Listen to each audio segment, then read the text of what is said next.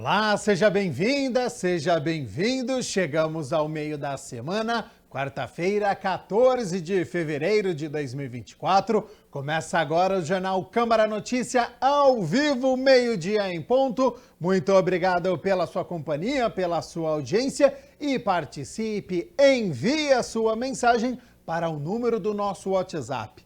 19 é o nosso DDD. Para você que é de Campinas e região, pode ir direto no 978293776. O número do WhatsApp já está aqui embaixo da sua tela, junto com o nosso QR Code. Está com o seu celular aí perto? Pega o celular agora para você ver que dá certo, viu? Você vai abrir a câmera do seu celular como se fosse tirar uma foto. Mas antes de tirar essa foto, você só vai apontar a câmera aqui, ó, para este QR Code, porque aí já vai aparecer uma mensagem na sua tela. WhatsApp da TV Câmara Campinas. Você aperta e pode enviar o seu elogio, uma crítica construtiva, o que você quer assistir aqui no nosso telejornal, que a gente conversa ao vivo nesta quarta-feira.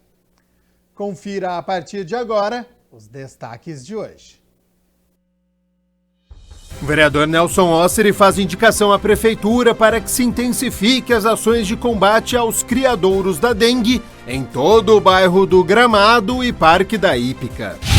O vereador Marcelo Silva faz questionamentos ao Poder Executivo sobre o funcionamento do Centro de Saúde Osiel.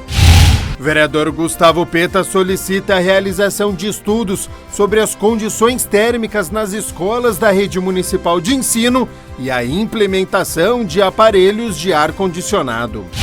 E o quadro Giro Ambiental mostra como transformar objetos em composição artística.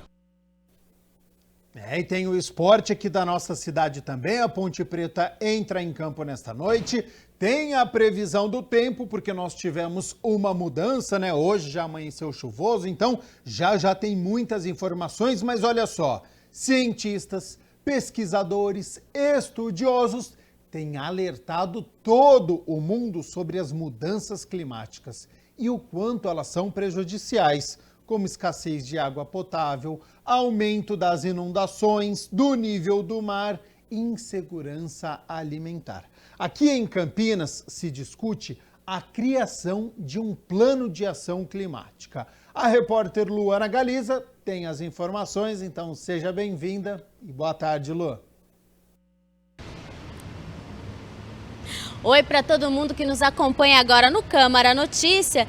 E para quem mora aqui em Campinas, sabe que aqui chega a fazer 4 estações por dia. Você sai cedo de casa, umas 7 horas da manhã, todo agasalhado. Quando chega a dar umas 11h30, meio-dia, já tá aquele calorão de rachar.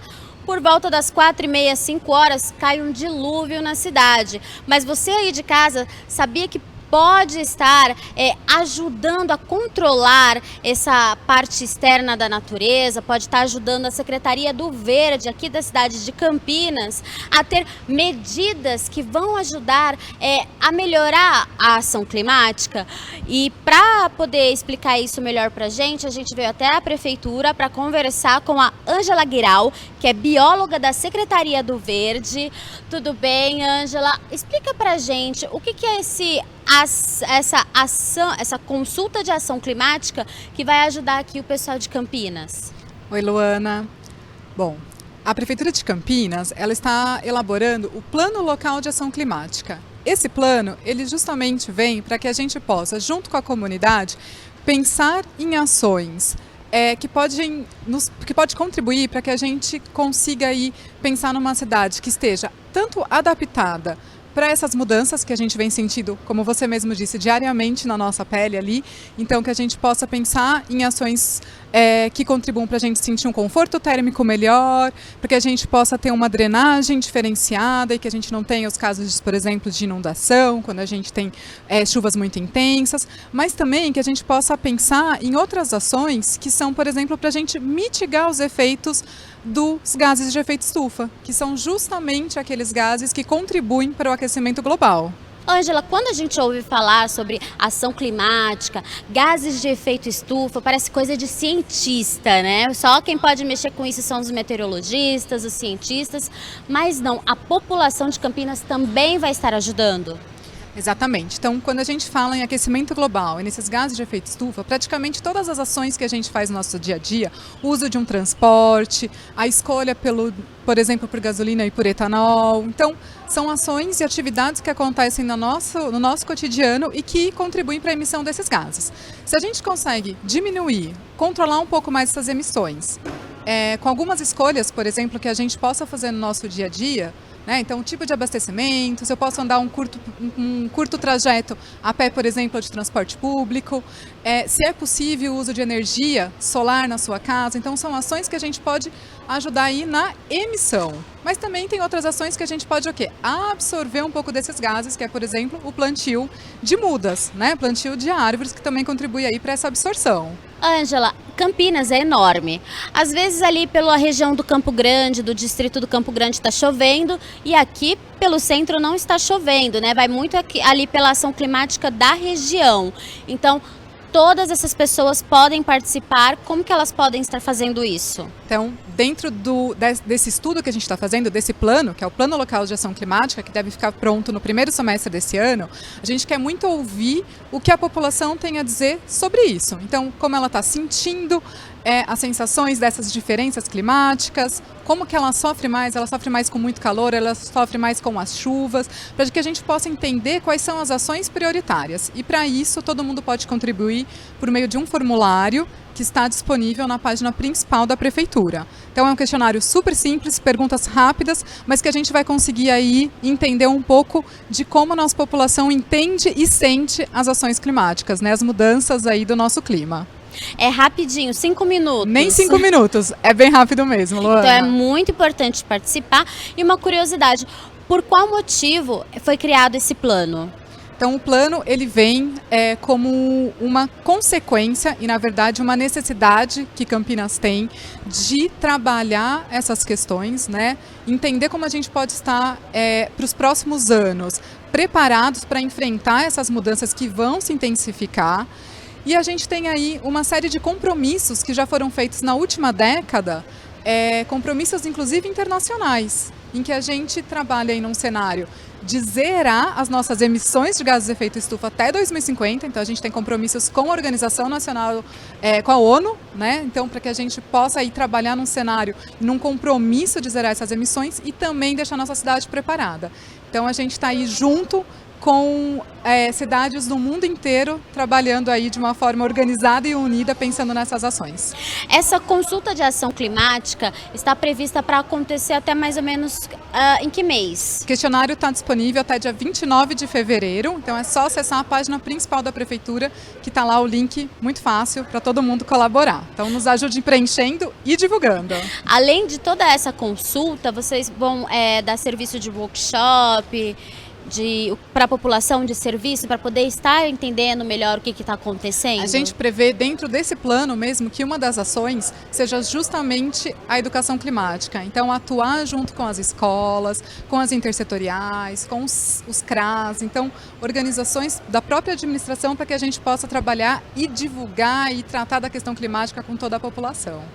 Depois de todo esse plano, que eu acredito que vai até o primeiro semestre deste ano, quais serão os próximos passos? E aí então vai ser a gente colocar em ação muitas dessas atividades, esses programas que vão estar previstos no plano. Muita coisa Campinas já vem sendo feita, né? Então a gente tem aí até como exemplo a própria usina verde, as ciclovias. Então são ações e projetos que a Prefeitura já desenvolve, então a gente tem que intensificá-las, mas também vão vir aí muitas outras atividades que Campinas vai se comprometer até 2050, para que a gente possa de fato aí melhorar toda essa questão da gestão climática da nossa cidade. E o mais legal é que com a participação do público aqui da sociedade civil fica mais fácil para poder ver qual ação tomar, dependendo de qual região e qual distrito. Exatamente, por isso que é importante que a gente consiga ter respostas e contribuição das pessoas de toda a região, para que a gente entenda se há diferenças, né, dependendo do bairro em que essas pessoas moram, que tipo de efeito das ações climáticas ela sente mais. Então pode ser áreas em que há um deslizamento de terra, pode ser áreas em que a inundação é mais preocupante. Em outros pontos não, a gente tem ali questões, por exemplo, de um calor muito mais intenso. Então, para a gente poder direcionar aí o nosso plano. Ângela, muito obrigada aqui por explicar para todo mundo aí de casa o que é esse plano, esclarecer, para todo mundo saber que isso é uma atitude simples, que vai fazer uma grande diferença. É isso aí, muito obrigada, viu, Luana? Muito obrigada. É isso aí, faça parte dessa força-tarefa. O endereço aqui para você fazer a consulta de ação climática tá aqui embaixo. E Gabriel, você com certeza vai fazer parte aí dessa força-tarefa respondendo também, não é? Garoto do tempo. Sem sombra de dúvidas, Luana Galiza, nossa repórter, farei parte. Ação importantíssima aqui do nosso município. Quero agradecer também a disponibilidade do tempo da Ângela Guirão, ela que é assessora técnica, por todas essas informações desta ação importante. Todos os municípios precisam ficar atentos, se mexer, entender o que está acontecendo para evitar danos maiores. Então depois a gente acessa lá o site do Poder Executivo para a gente poder preencher o questionário e ajudar então e contribuir, fazer a nossa parte como sociedade. Bom, meio-dia mais 12 minutos, a gente segue aqui com as notícias da metrópole de Campinas e a rede pública aqui da cidade disponibiliza métodos contraceptivos com indicação para cada perfil de usuário, considerando tanto a faixa etária quanto o perfil social e as condições de saúde.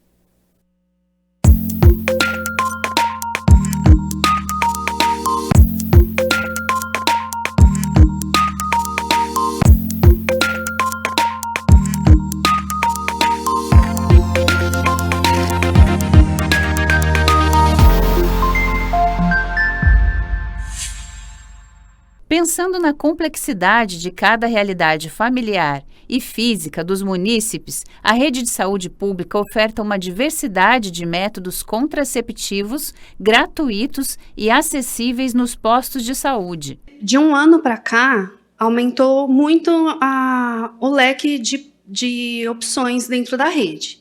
Tá? Então, nós temos desde dos mais simples até os mais complexos, dos mais baratos até os mais caros. Todos eles têm alguns critérios e estão disponíveis em toda a rede. São vários os métodos disponíveis e cada um tem a sua característica. Nós temos a pílula, que é esse aqui, que popularmente é chamado de ciclo 21, e atualmente chegou na unidade também o Cerazete, que geralmente é utilizado para quando a mulher está amamentando exclusivamente. Então, isso fica mais viável para a mulher que tem dificuldade com injeções, por exemplo. As injeções também são uma opção para as mulheres. Nós temos dois tipos de injeções dentro da prefeitura, tanto a Micigina quanto a Depo-Provera. A Micigina é aplicada mensalmente e a Depo-Provera a cada 3 meses. A mulher que amamenta, geralmente, o médico opta pela Depo-Provera porque ela não seca o leite. Então, a cada 3 meses ela vem. E a receita dela é válida pelo ano todo. Então, ela não precisa ficar vindo a cada 6 meses. E quando ela vier, a enfermeira ela pode renovar essa receita. Os preservativos femininos e masculinos podem ser adquiridos também nos postos de saúde. Além dos preservativos que nós temos na rede, existe também o preservativo de adolescente. Além do mais, a gente tem o preservativo feminino. O DIU de cobre e o de plástico têm suas peculiaridades. Nós temos também na unidade o dispositivo intrauterino, que popularmente é chamado de DIU. Existem 2 tipos de DIU, que é o DIU de cobre, que é no caso esse aqui, método de barreira, mulher que não pode com o uso de concepcional, tem doenças de base, pressão alta, diabetes, às vezes tem problema circulatório mais grave. Esse outro DIU, apesar da embalagem ser muito grande, ele é tão pequeno quanto este, só que ele é totalmente de plástico. Por ser um método mais caro, ele está embaladinho, a gente não disponibiliza assim para mostrar, né?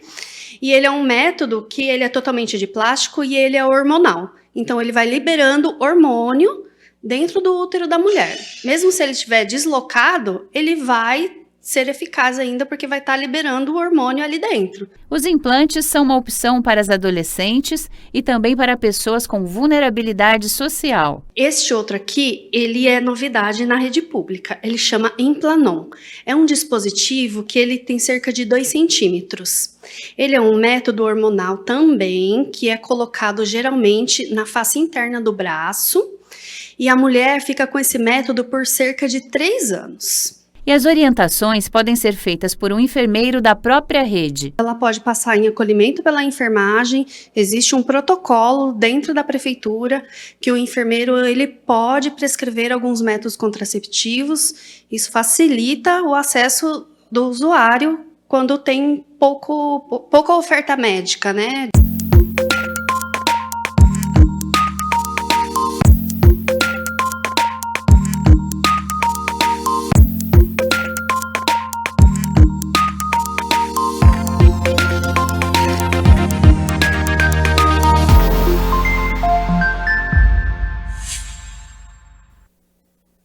O programa da alimentação escolar aqui de Campinas tem uma parceria com a Central de Abastecimento que garante o equilíbrio nutricional do cardápio e também a fiscalização das boas práticas no preparo dos alimentos. A alimentação escolar no município atende às determinações legais, às boas práticas e tem parceria com a Central de Abastecimento de Campinas. O programa aqui em Campinas é um convênio através da Secretaria de Educação e da SEASA. Esse convênio foi firmado já em 2002, então já há mais de 20 anos que esse modelo de convênio é um modelo de convênio único aqui na região.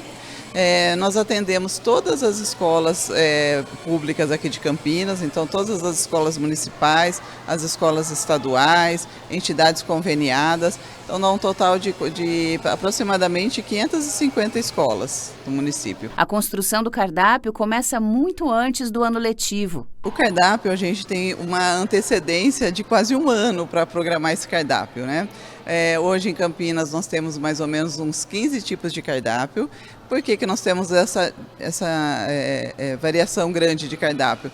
Para atender a faixa etária, o período que a criança permanece na escola e atender uma resolução. O tempo de permanência na escola e a fase do desenvolvimento físico também são consideradas. Mas nós temos uma lei que rege o programa da alimentação escolar. É essa lei que fala quanto que a gente tem que atender das necessidades nutricionais do aluno naquele período que ele fica na escola. Então, se ele fica período parcial, se ele fica período integral. A opinião dos alunos também é levada em conta. Quando a gente começa a aquisição de um produto, a gente, através dessa lei, ela pede para a gente fazer um teste, né, nas escolas de avaliação, né, se a criança vai ter uma boa aceitação desse produto ou não. Então, tudo começa com uma pequena amostragem de uma escola, onde a gente faz aquela preparação e faz o teste de aceitabilidade com as crianças, junto com os professores, né? A Secretaria de Educação serve 285.900 refeições aos 170 mil alunos matriculados na rede municipal e estadual, desde o ensino infantil até o ensino médio. E para dar conta desse recado, entra em cena um time de 1.500 cozinheiras. São 2 treinamentos ao ano. Fizeram agora em janeiro. Bom, a gente faz 2 vezes por ano, né? Em janeiro e junho. É bom, porque a gente está sempre atualizando, né? Os POP, né?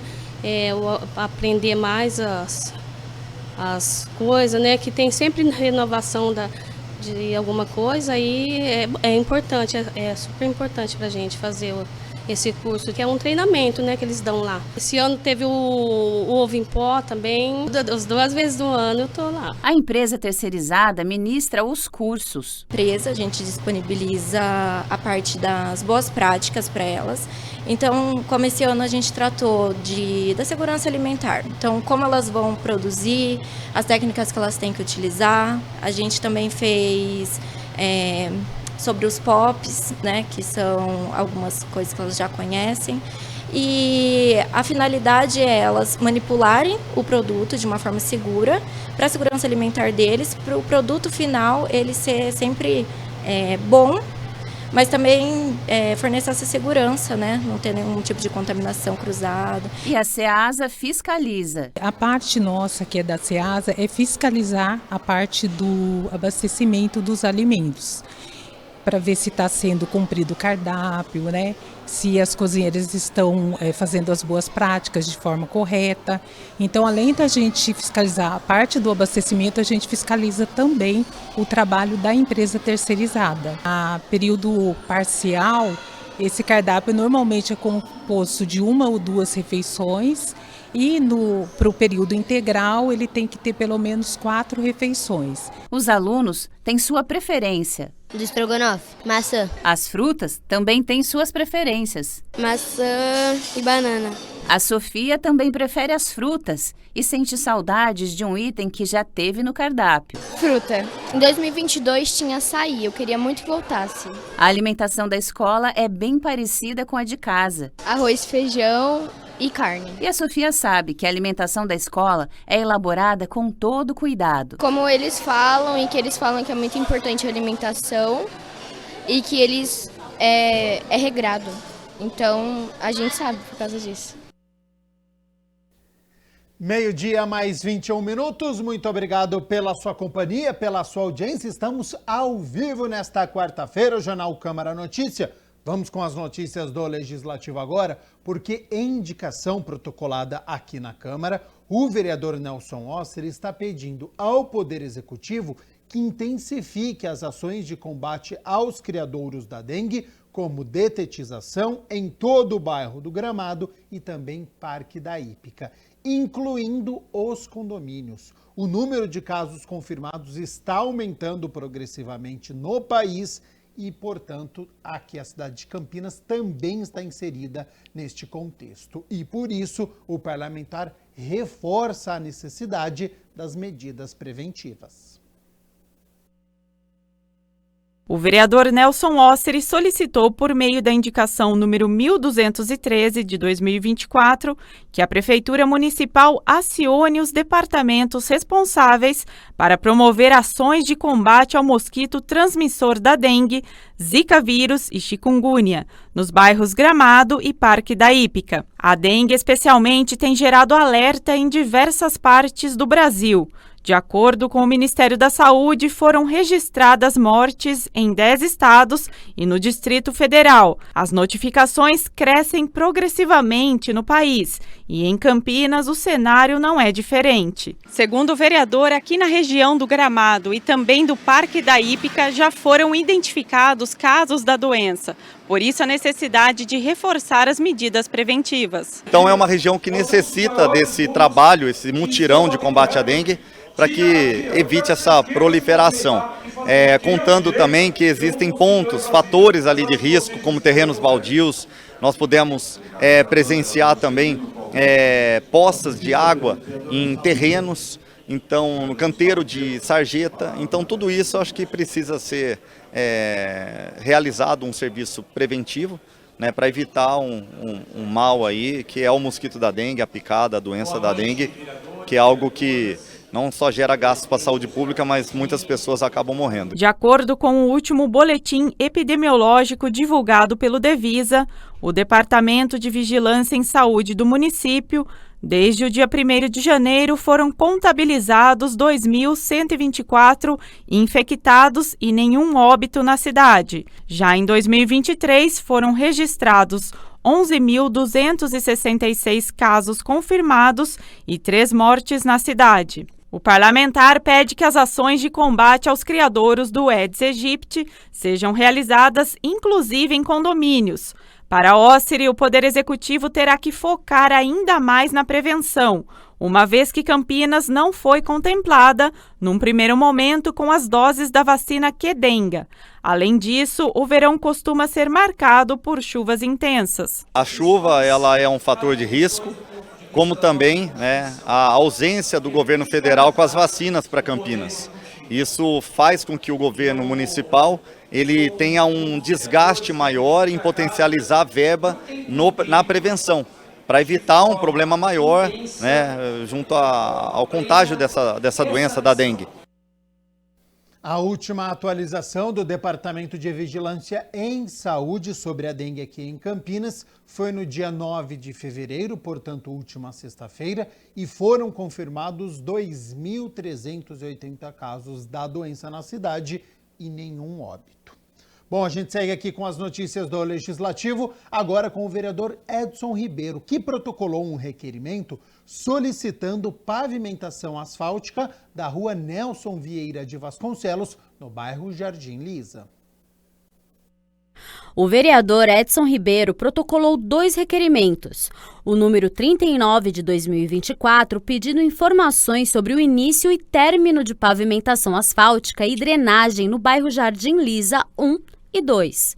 E o número 40 de 2024, a respeito da pavimentação asfáltica na rua Nelson Vieira de Vasconcelos, no bairro Jardim Lisa, localizado no distrito do Campo Grande. Saiu no Diário Oficial há 11 dias atrás, já para fazer a licitação. Eu gostaria que fosse uma grande empresa para fazer a licitação do Lisa 1 e do Lisa 2, porque o Sul América não tem como. Lá, a construtora que está fazendo o asfalto do Sul América se perdeu total. O que eles têm? Pouco maquinário, pouquíssimo. Tem até uma pá carregadeira, uma reta escavadeira, uma patrol. Então não tem como fazer um asfalto daquela maneira. É por isso que não sai. Tem até bobcat.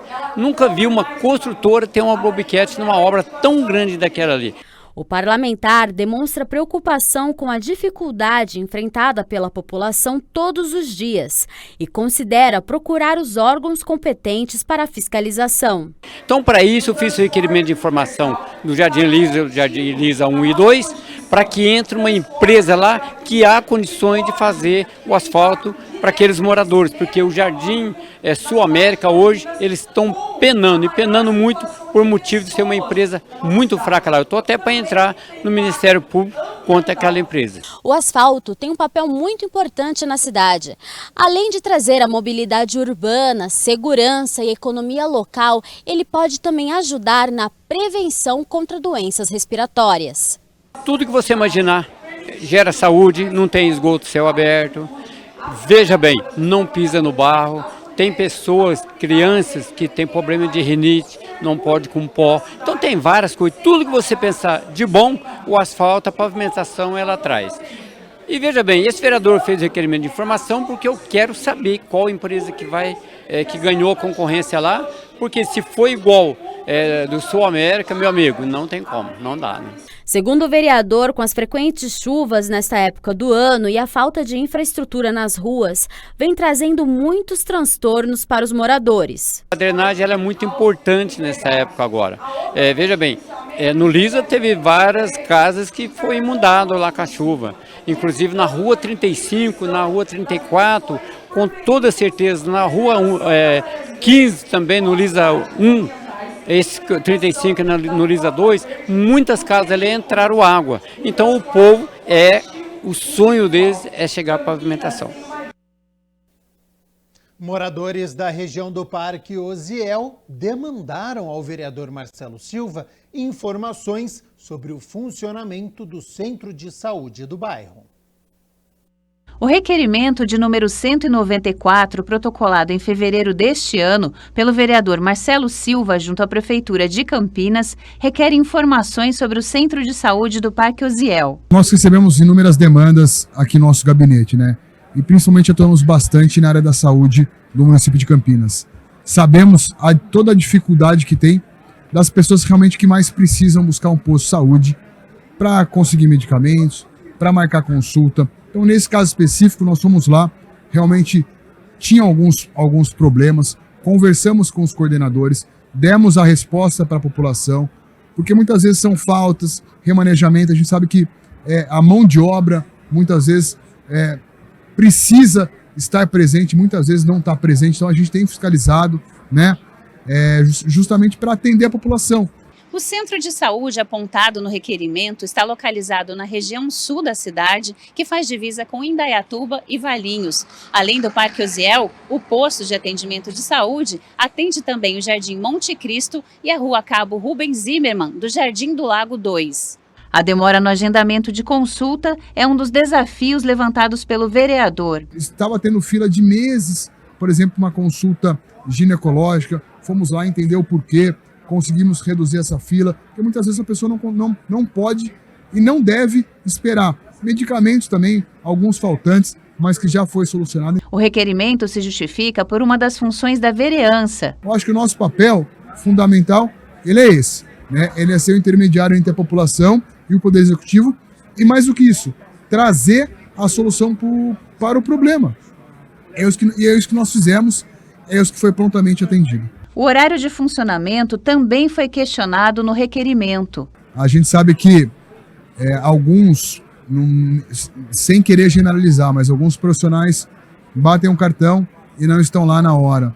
Isso dói o coração daquela pessoa que está lá precisando ser atendida, sabendo que naquele momento tem aquela escala e a pessoa não está lá para atender. Então, é importante a gente estar lá, é importante a gente fiscalizar para que isso não aconteça. Na opinião do parlamentar, a escala dos profissionais deve estar disponível aos munícipes. A gente sabe que hoje os postos têm a parte de ginecológica, a parte de dentista, a parte do clínico geral.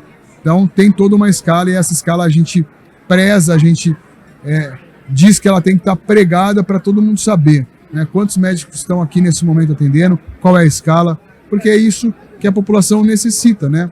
Quando você procura um posto, obviamente você quer ser atendido e bem atendido, você não quer esperar meses para uma consulta, você tem que ser atendido e prontamente atendido. Com o protocolo, o vereador espera receber as informações com celeridade. Por isso que nós fizemos esse trabalho de estar em loco, para realmente verificar o que está acontecendo, e mais do que isso, né? Não é só apontar, não é só bater, mas é tentar solucionar o problema, entender com o coordenador lá daquele posto de saúde o porquê que estava acontecendo aquilo, porque estava faltando medicamento A ou medicamento B, e dar a solução, né? Que seja uma solução rápida. Com o objetivo de garantir que a comunidade escolar de Campinas tenha infraestrutura adequada para desenvolver as atividades, o vereador Gustavo Peta solicita à Prefeitura um estudo para possível instalação de ar-condicionado em todas as escolas municipais. Diante das inúmeras alterações climáticas, altas temperaturas e recordes de calor, o vereador Gustavo Peta protocolou o requerimento 840 de 2024, visando o conforto térmico nas escolas. O vereador solicita que sejam realizados o quanto antes estudos de adequação das unidades escolares para a implantação dos aparelhos de ar-condicionado em todas as escolas municipais. Nós estamos pedindo informações para a Secretaria Municipal de Educação para saber se há estudos ou se eles podem fazer os estudos em relação às melhorias nas condições térmicas, nas condições nas escolas municipais. Vejam, todo ano as temperaturas têm aumentado, em média. E essa é uma tendência no próximo período devido a tudo que tem acontecido no mundo, as mudanças climáticas. As escolas de Campinas foram construídas sem levar em conta essa preocupação. Então eu quero provocar a Secretaria, saber se eles estão analisando essas questões. O vereador ressalta que ter uma unidade de ar-condicionado pode ajudar a proteger os alunos de alergias sazonais e melhorar a qualidade do ar interno e, consequentemente, o foco e a produtividade. Com certeza, acho que primeiro está relacionado às condições de trabalho, as condições dignas de trabalho para os professores, para os funcionários, para todos que compõem o corpo da escola, mas também para os alunos. O próprio processo de aprendizagem pode ficar prejudicado. Nós somos de um tempo em que o calor às vezes provocava algum transtorno, alguma dificuldade, né? Em escolas que não tinham, por exemplo, ventilador. Agora o problema é que a coisa está se agravando num nível que não é mais a realidade nossa que a gente viveu de desconforto e tal.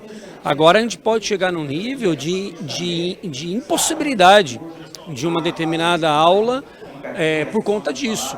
E nós estamos falando tanto de crianças nos primeiros anos de vida, como adolescentes, pré-adolescentes. No requerimento, o vereador também solicita que as futuras unidades escolares e nave-mães da cidade já tenham em seu projeto a previsão de instalação dos equipamentos de ar-condicionado. Então a gente precisa se preocupar com isso, a cidade precisa focar suas energias em como lidar com essa questão. É evidente que nós temos responsabilidades em diminuir a emissão de carbono, de ter uma cidade menos poluente, mas há medidas efetivas que precisam ser tomadas diante das mudanças climáticas que estão em curso. O vereador Edivaldo Cabelo protocolou um projeto de lei para criar a Casa do Atleta Campineiro, para reintegrar ex-atletas em situação de vulnerabilidade à sociedade. O idealizador do projeto é o ex-jogador do Guarani, Edson. A ideia é acolher, ressocializar, resgatar o orgulho e a dignidade de personalidades que passaram pelo esporte de Campinas.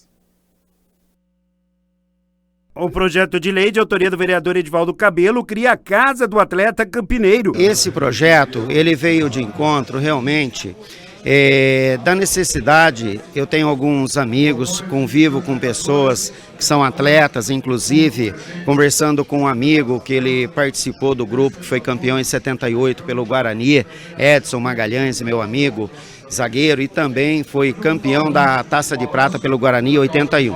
Então, conversando com ele me relatou situações assim de personalidades que atuaram em Campinas, atletas que atuaram em Campinas, elevaram o nome da cidade de Campinas nos mais altos montes da nação, desde da Europa, até mesmo no Japão. Teve jogador que começou em Campinas que foi para lá. O objetivo é reintegrar ex-atletas em vulnerabilidade à sociedade. Nós vemos casos aí de jogadores, personalidades, como foi o caso de Jorge Mendonça, que jogou na seleção brasileira, vivia praticamente, foi morto como um indigente. Dentre eles teve o Mauro, teve Heraldo e dentre outros jogadores que se encontravam nesse estado e que infelizmente não tiveram nenhum amparo social, né, para a reintegração deles na sociedade. Então, por conta disso, sentimos a necessidade de fazer um projeto da casa de acolhimento aos atletas que vivem em estado de vulnerabilidade, como você bem colocou aqui. Lembrando que são assim atletas acima de 60 anos, ok? E não só jogador de futebol, mas outros atletas também, desde o atletismo, vôlei e basquete. O problema é que muitos ex-atletas não têm uma condição financeira considerada boa e muitas vezes também não tem amparo familiar. Boa parte deles, inclusive, não tem capacitação profissional, que dificulta a recolocação no mercado de trabalho. Até porque hoje os atletas que começam hoje já têm uma informação melhor, uma formação melhor, mas aqueles atletas, eu estou falando de atletas que hoje têm 60 anos de idade. Então muitas vezes faltou uma orientação lá, como administrar os recursos dele, ou muitas vezes também se entregou aí um ou outro tipo de vício. Então, e como você colocou, a dificuldade deles reintegrar o mercado de trabalho, porque a vida toda deles foi o atletismo. Então o próprio corpo, às vezes a cabeça, não entende que o corpo já não é mais de atleta. Então, muitas vezes, falta o conhecimento profissional de uma outra área que ele possa vir conseguir a ter uma outra profissão, outro ofício, para ele poder ter o sustento dele. O parlamentar reforça que é preciso resgatar a dignidade dos ex-atletas. Quando se encontra nesse estado, e aí é o fator psicológico também, né? É o fator psicológico. E muitas vezes ele tem até vergonha de encontrar os amigos, né? Porque um dia ele foi um atleta consagrado e hoje ele vive muitos casos aí, acaba ficando na sarjeta. Hoje é quarta-feira, dia da terceira reunião ordinária. A partir das 6 horas da tarde, os vereadores vão se reunir para discutir e votar 8 projetos. Entre eles está em análise final o projeto de lei de autoria do Poder Executivo que autoriza o sepultamento de animais domésticos em cemitérios municipais. Em sendo aprovada nesta quarta-feira, a proposta segue para a sanção do prefeito Dário Saad de maneira a se tornar lei municipal.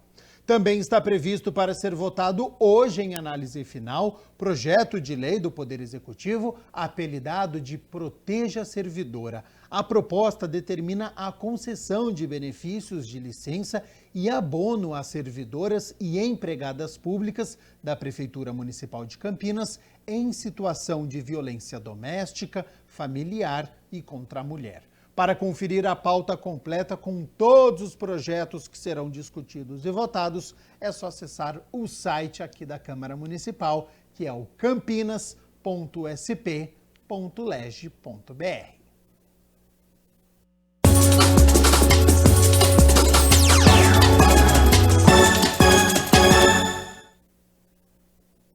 Depois de vencer o São Paulo por 2-0 aqui em Campinas, no estádio Moisés Lucarelli, a Ponte Preta vai a Bragança Paulista medir forças com o Red Bull Bragantino às 9h30 da noite, partida à tarde, hein, que você já vê aí na sua tela. A Macaca vem de 2 vitórias consecutivas e neste momento é a segunda colocada do Grupo B, com 12 pontos, 2 atrás do Palmeiras. Só que o adversário de logo mais é o líder do Grupo C, com 11 pontos. Para o duelo de logo mais, o técnico João Brigatti tem problemas. Meio-campista Emerson Santos e o atacante Dodô, ambos com dores no joelho, devem ficar de fora. Com isso, o Leonaldi deve entrar no meio-campo e o Gé retorna de suspensão no ataque. Provável Ponte Preta tem Pedro Rocha no gol, Igor Inocêncio na lateral direita, continua os 3 zagueiros, Luiz Raquim, Castro e o Nilson Júnior e o Gabriel Risso na lateral esquerda.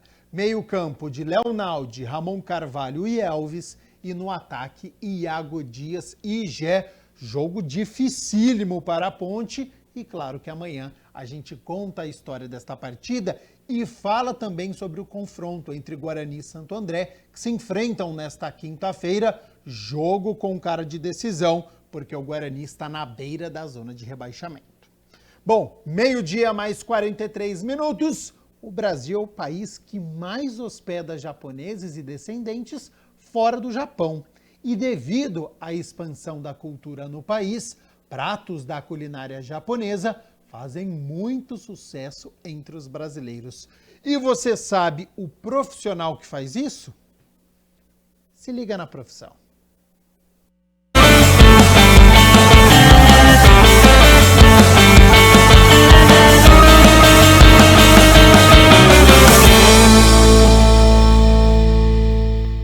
Bom, é o quadro Se Liga na Profissão e olha só que bacana, hoje a gente vai falar sobre Sushi Man. Então se liga aí, bora! O Sushi Man tem que ter habilidade para montar pratos elaborados, como também aptidão com as facas e manuseio dos peixes e mariscos. Além das comidas mais populares, existem também as barcas de sushi, que incluem um pouco de tudo da culinária japonesa. Bom, e pra gente entender um pouco mais sobre como funciona essa profissão, Sushi Man, estou aqui com o Guilherme. Beleza? Tudo bem? Tudo bem, e você? Beleza. Ô Guilherme, como você se interessou aí por essa profissão Sushi Man? Eu comecei em 2010, eu estava no ensino médio, no 2º ano, e eu tinha um amigo que o pai dele tinha um restaurante japonês, bem conhecido aqui em Campinas, e ele me chamou nas férias para começar nessa área, né, para ver se eu me interessava, porque a gente nessa época fica meio indeciso do futuro. E eu comecei despretensiosamente e acabei continuando amando a profissão e hoje eu estou aí faz 13 anos. Boa, faz 13 anos nessa área. Então, para a galera de casa entender direitinho, né, porque a gente ouve muito falar sobre Sushi Man e tudo mais. O que faz exatamente um Sushi Man? Olha, nós somos assim um cozinheiro, né? Só que especializado em comida japonesa. E nós sushimens acabamos entrando mais na área fria, entre a parte de sushi, sashimi, né? Os temaki, os mais conhecidos aí pelas pessoas. E também em lugares como aqui o Kindai, trabalhamos com iguarias, né?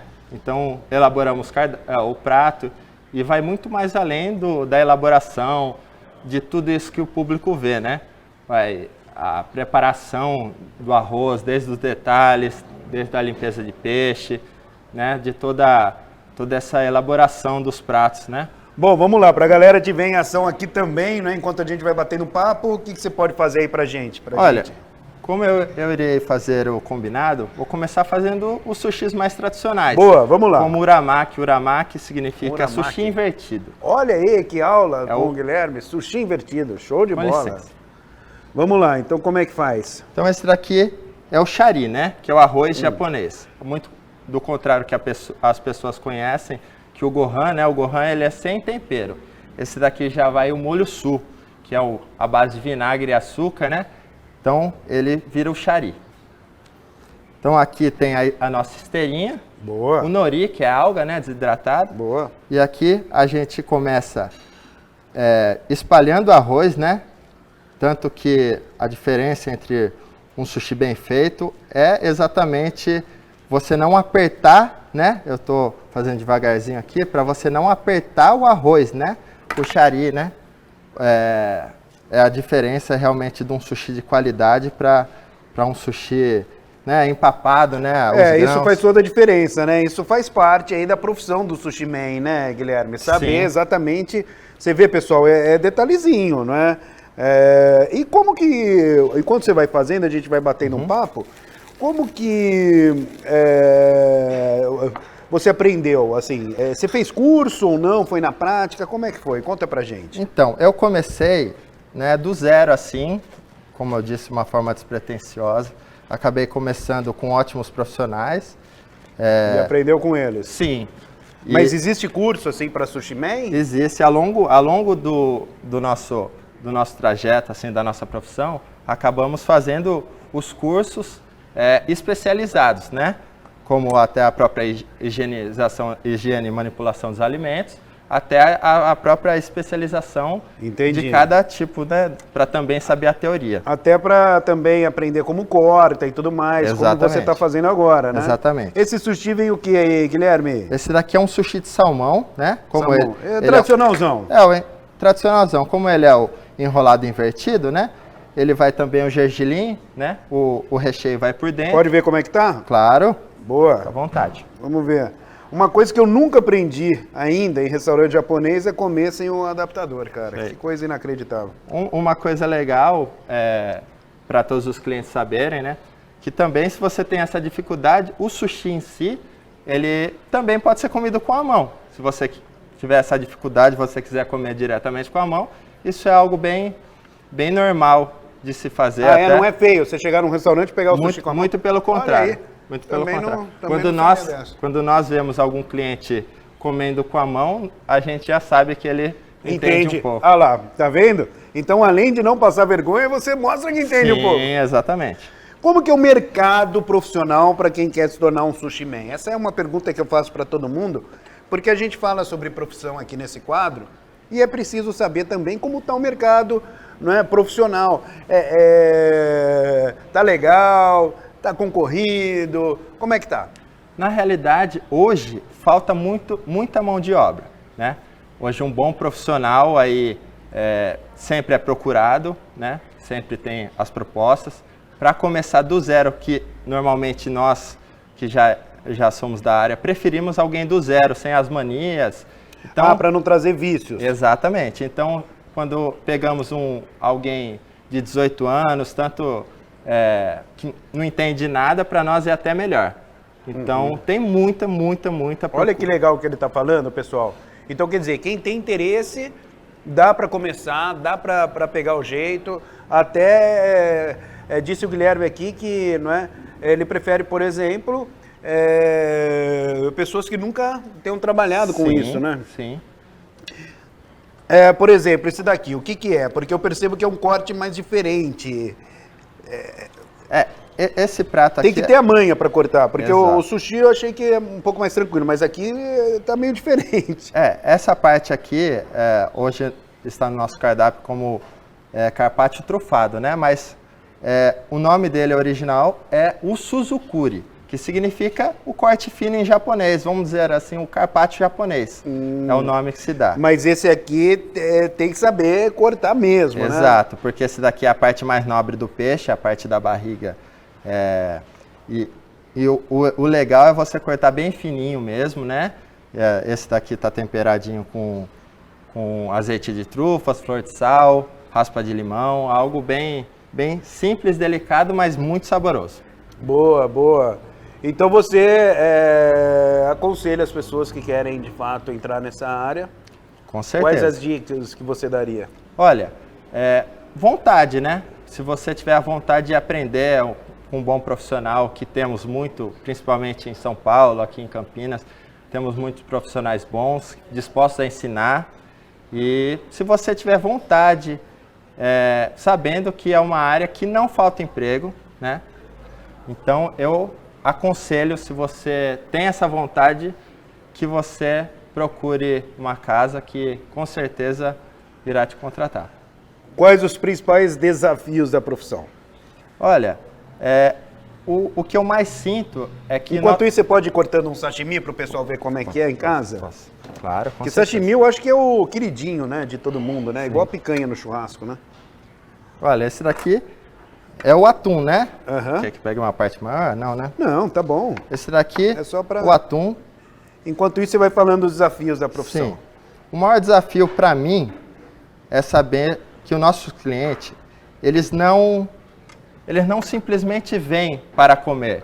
Aqui eles criam uma expectativa sobre a comida japonesa. Então, a pessoa já não sai de casa e fala, vou comer comida japonesa. Não, ela já se planeja, ela já vem, semana que vem já convida alguém, Então, o maior desafio é saber que o que eu faço pode mudar a semana da pessoa, pode mudar o dia da pessoa. Se ela tiver uma experiência negativa ou positiva, isso eu carrego essa responsabilidade. Tá vendo, pessoal? Bom, Guilherme, vamos combinar o seguinte, então. Vamos fazer um combinadinho para você mostrar na televisão. Claro. E a gente termina o nosso bate-papo aqui no Se Liga na Profissão, na mesa com o combinado.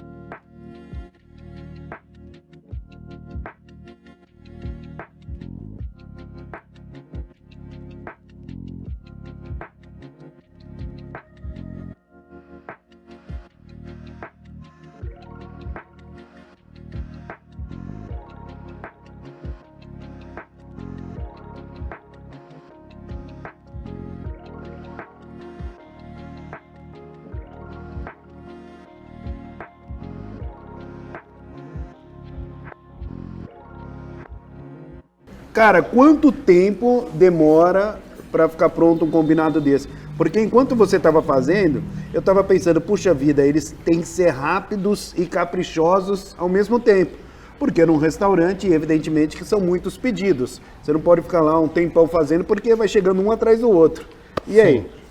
Posso então experimentar? Vamos ver como ficou? Pode sim. Esse prato, como ele é maçaricado, ele também demora um pouquinho mais por conta disso, mas sim, ele, por ser tudo fresco, tudo feito na hora, realmente a gente tem que acelerar o passo. Quanto tempo mais ou menos? A gente, no máximo, tem que demorar 20 minutos o prato para não ter... É um prato principal, né? As entradinhas para o cliente já ir degustando, já ir, né? Então, uma delícia, viu, cara? Você está de parabéns. Eu peguei isso daqui, como é que chama? Esse daqui é o nigiri. Ele é maçaricado com azeite de trufas e shoga, que é o gengibre batidinho. Boa. Esse aqui é sushi? Sim, esse daqui é o hot roll. Ele já é mais... hot roll. Ele é mais abrasileirado, né? Ele é frito, empanado e frito, né? Temos também iguarias nesse prato, que ele é o fuji, um dos mais pedidos aqui por nós no Kindai. Temos a vieira, bastante... bem requisitada aqui também. E um prato bem variado, eu recomendo bastante quem vier aqui pedir. Então tá bom, cara, muito obrigado, parabéns pelo trabalho, ficou uma delícia. Muito obrigado. Valeu, é isso aí, pessoal, se liga na profissão. Tchau.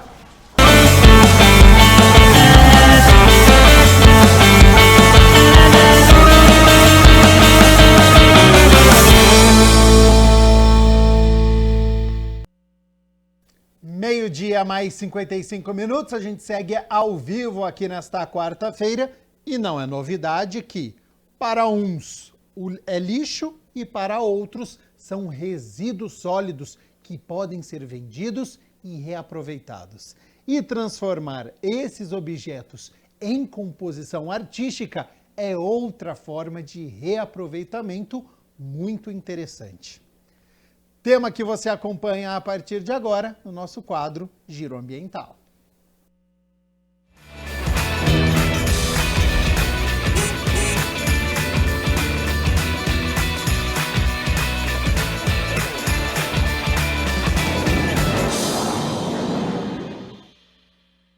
Você conhece o upcycling, uma técnica que consiste em reutilizar materiais que seriam descartados para fazer, por exemplo, arte.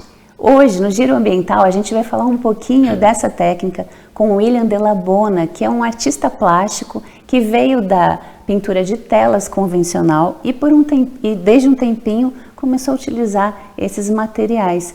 William, muito obrigada por nos receber aqui no seu ateliê. Eu queria que você falasse para a gente um pouco da sua história como artista plástico.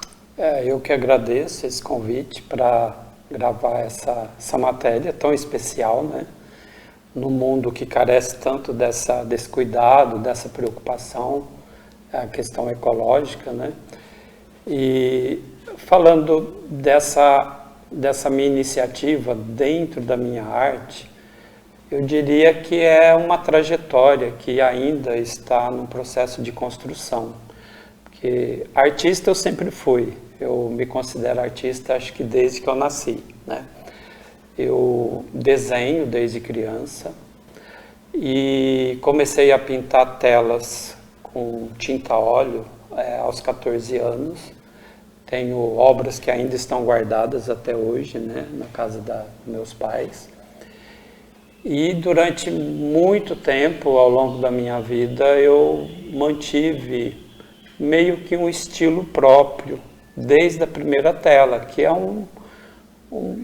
eu não costumo classificar ela dentro de um padrão fechado, surrealista ou figurativismo, apesar de vários comentários, né, terem chegado até mim, mas eu prefiro entender que a minha arte ela tem uma pegada mais eclética, considero ela uma arte moderna, né, contemporânea, e uma característica muito forte nela é que ela tem uma identidade, ou seja, desde as primeiras telas, quando eu fiz na adolescência, e as telas de hoje, se você olhar a primeira e a última, vai dar a impressão de que é do mesmo artista, né?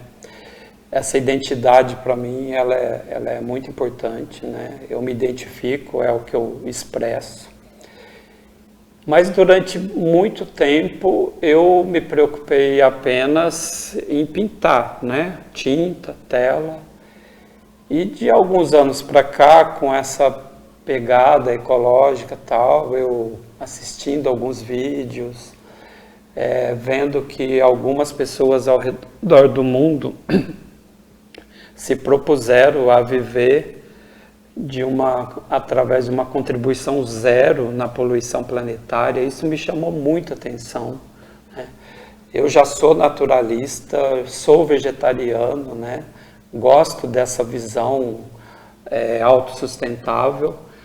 Então eu comecei a idealizar um projeto de vida que eu entendo que ainda não está 100% implantado na minha vida, mas há vários anos eu comecei a idealizar esse projeto, que seria o seguinte: tudo aquilo que envolve a minha vida, aquilo que eu consumo, tudo aquilo que é utilizado e que iria para o lixo, eu transformaria isso em arte, ou seja, pedaços de qualquer objeto, tubo de desodorante, tubo de creme dental, peças de barbear, ou seja, tudo.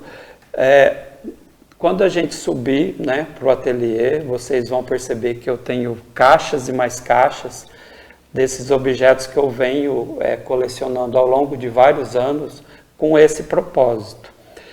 E mais recentemente eu tive o ímpeto, né, a iniciativa de começar realmente a produzir as minhas obras com materiais diversos, além do que a minha arte já vinha com uma variedade muito grande de técnicas. Eu gosto muito de explorar as técnicas, né? Eu uso a pintura tradicional, eu uso aerógrafo, eu uso spray. Tem uma técnica muito interessante que está sendo muito usada ultimamente, que chama acrylic pouring, que é você derramar a tinta e trabalhar efeitos com a tinta sendo derramada na superfície da tela. E assim vai, né? Então, aí agregando esse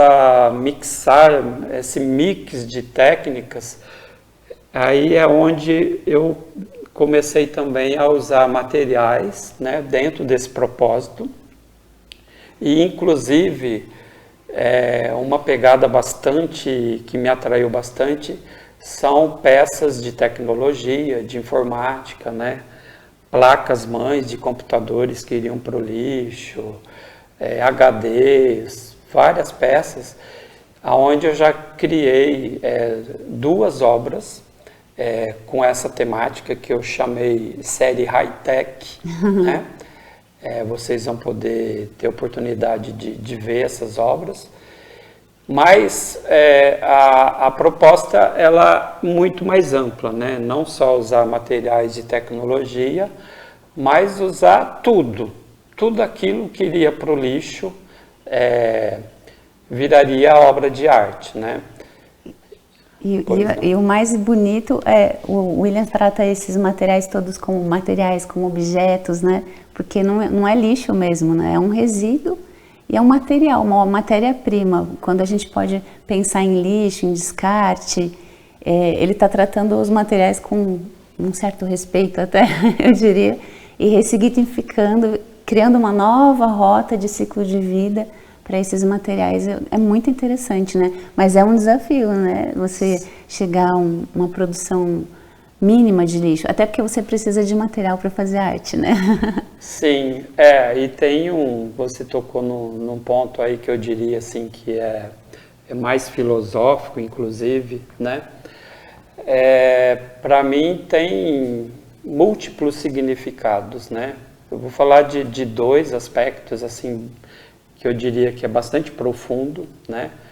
Porque eu acredito que todos nós, né, seres humanos, estamos num processo evolutivo e faz parte do processo de evolução você se tornar um ser mais limpo, né? Limpo em todos os sentidos, né? Psicologicamente, emotivamente. E nós vivemos uma época onde a poluição interna ela chegou num apogeu. Basta a gente ver as obras do Augusto Cury, quando ele fala da síndrome do pensamento acelerado, onde os jovens estão tendo sinapses mentais aos 7 anos, mais do que um idoso de 70 já teve ao longo da sua vida toda. Ou seja, uma poluição mental e uma poluição emocional absurda. E eu acredito que para você trabalhar isso internamente, cada um de per si, cada um encontra um caminho. Como eu vou... Nós vivemos um problema coletivo, mas cada um tem um caminho próprio, né? E eu escolhi o caminho da criatividade. Através da arte, eu consigo trabalhar esse processo de limpeza dentro de mim. Então, quando eu idealizo um projeto onde eu não quero mais poluir o meu entorno, eu também estou preocupado com o meu interior. É nesse sentido que eu digo que tem algo mais profundo, filosófico, né? Sim.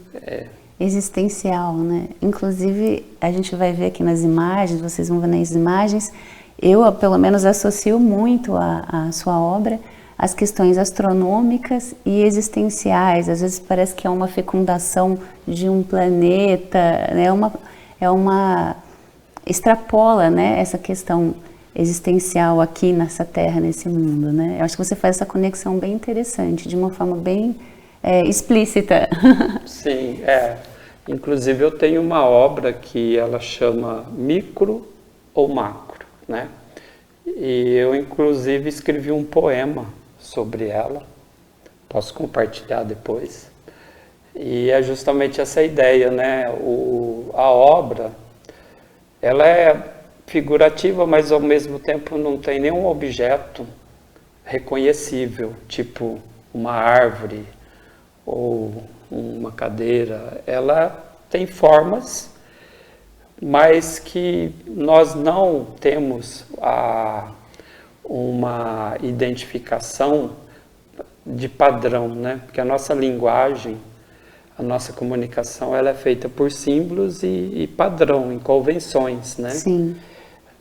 O próprio alfabeto é uma convenção e você cria um método de comunicação. E olhando para essa tela, você não sabe o que ela é. Ela pode ser micro e pode ser macro. Então, no meu poema eu digo, onde estão as referências? Cadê as referências, né? Então, eu acredito muito que o que está dentro é como que está em cima, como dizia o grande iniciado egípcio, Hermes Trismegisto. Assim como é no macro, assim como é no micro. Então, é inevitável, quando eu estou produzindo obras, às vezes eu desenho algo que parece orgânico, parece uma célula, e às vezes um universo todo, né? Eu acho que isso é o que dá essa pegada mesmo, sabe? E é espontâneo, né?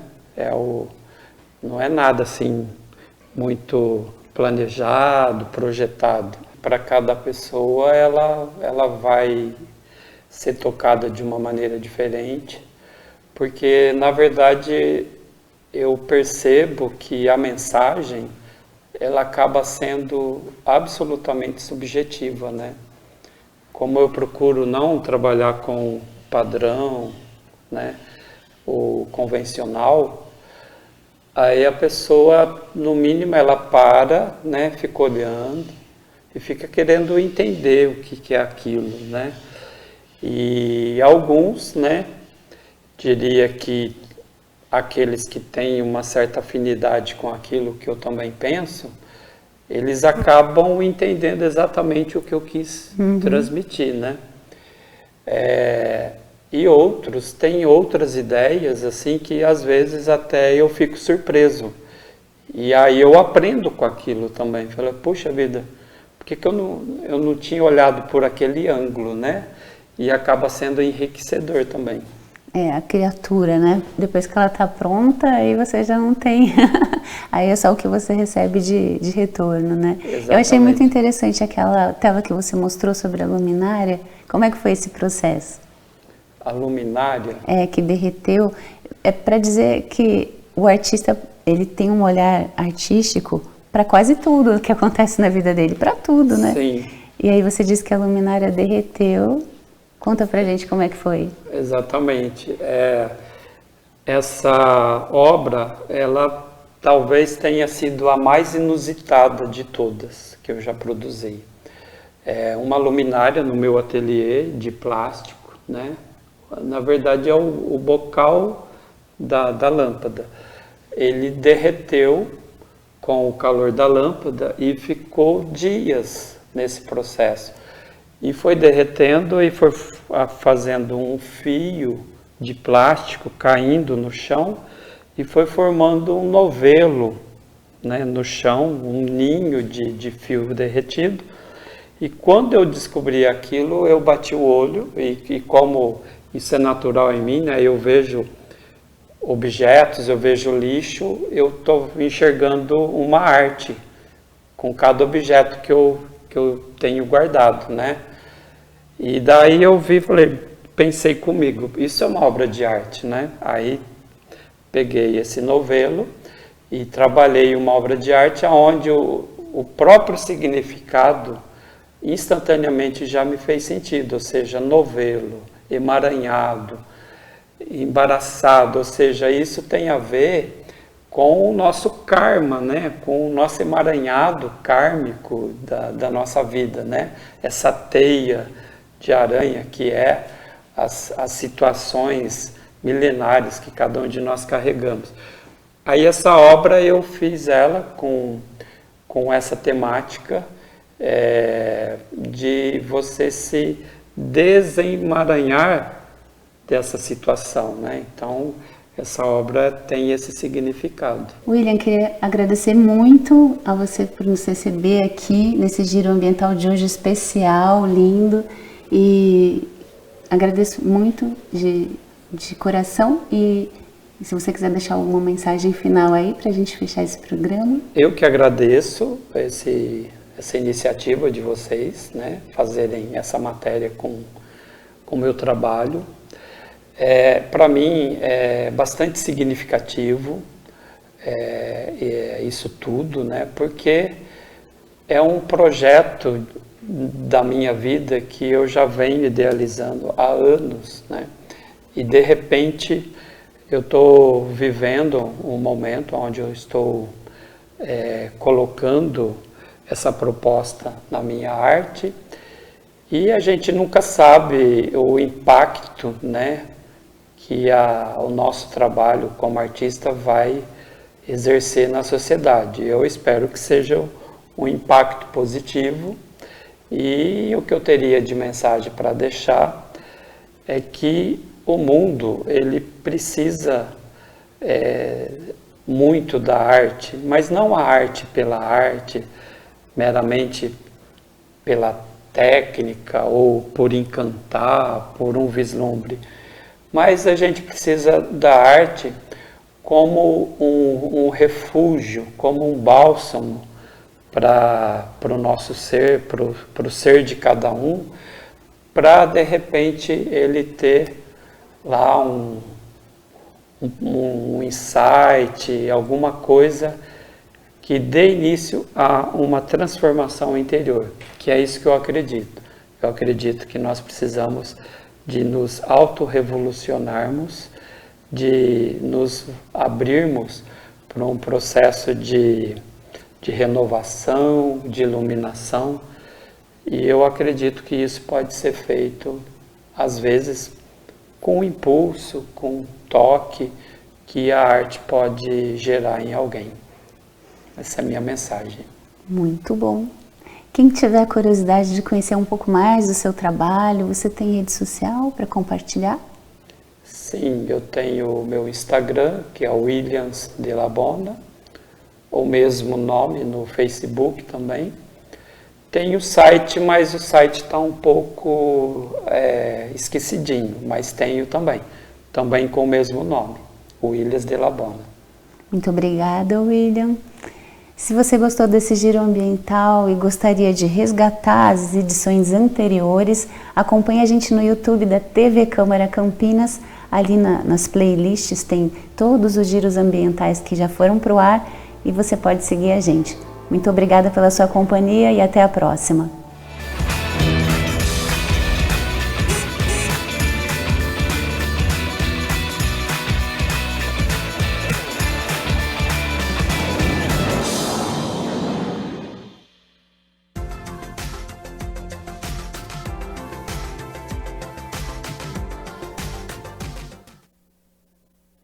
Quarta-feira de tempo fechado aqui em Campinas, uma frente fria está passando pela cidade e região e com isso a nebulosidade aumenta.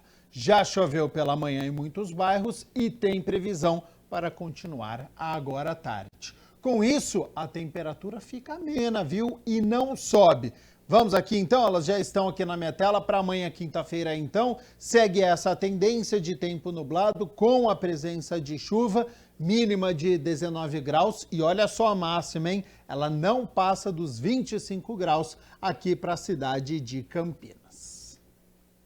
O Câmara Notícia fica por aqui. Muito obrigado pela sua companhia, pela sua audiência.